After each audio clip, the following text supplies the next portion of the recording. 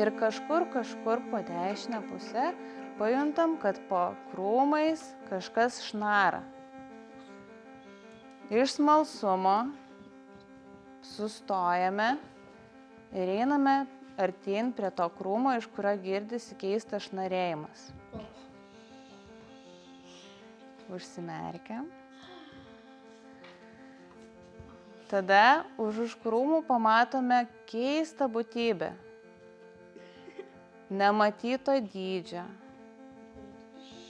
Labai įdomios spalvos. Užsimerkiam, vis dar bandom įsivaizduoti, koks jis yra. Labai keistų galūnių. Net nesuprasi, ar tenais 4, o gal ir daugiau tų galūnių.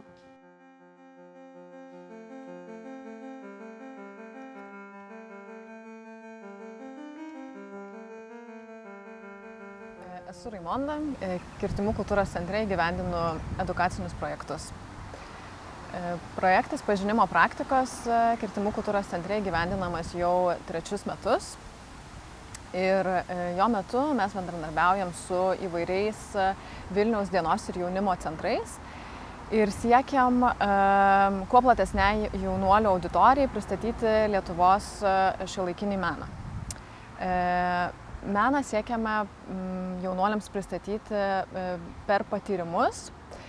Tai yra, kiekvienais metais pakviečiam skirtingus šiuolaikinius kūrėjus, kurie sukuria edukacinės dirbtuves paremtas būtent pagal jų kūrybą ir jų dažniausiai naudojamas praktikas, technikas ir vystomas temas.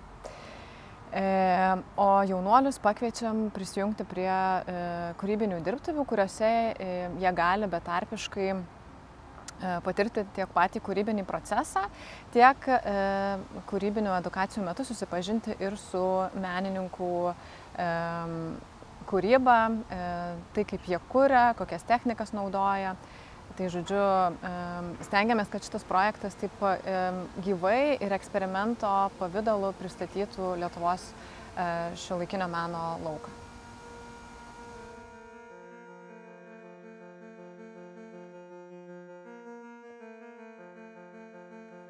Tas įsivaizdavimas, dažniausiai, aš dėl to ir pradedu tą fantastinį gyvūnėlį, aš neturiu jokio įsivaizdavimo, kai darau tą seriją.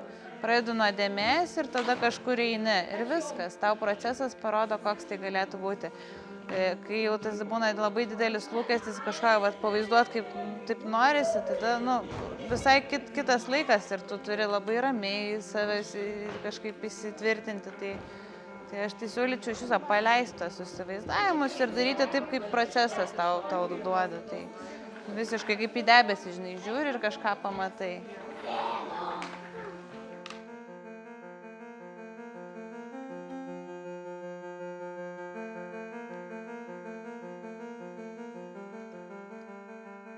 Ir dirbu dienos centre Dukų programoje vaikams ten, kur esu.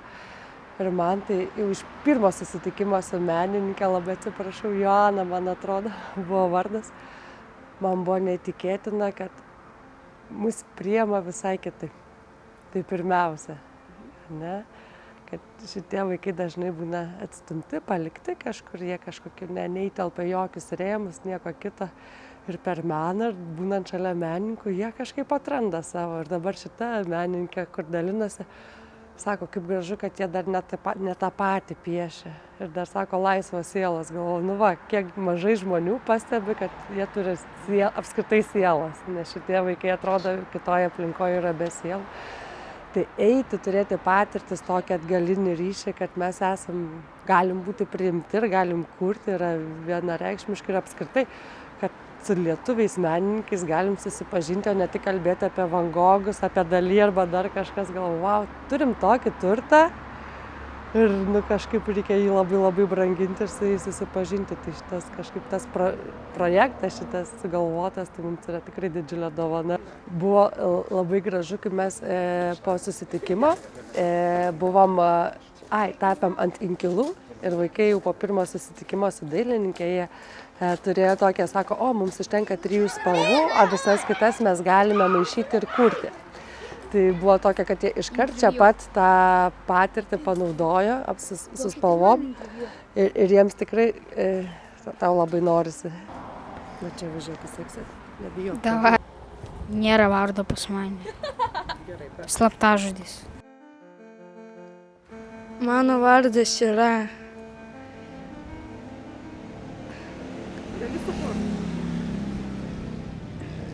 grybautojas, kuris renka grybus miške. Ir aš norėčiau pasakyti, kad dailė yra geras užsiėmimas, būrelis. Galima užsiimti tokiu piešiniais, kad pasitobulinti ir gal jei pavyks tai laimėti konkurse, tai viso gero.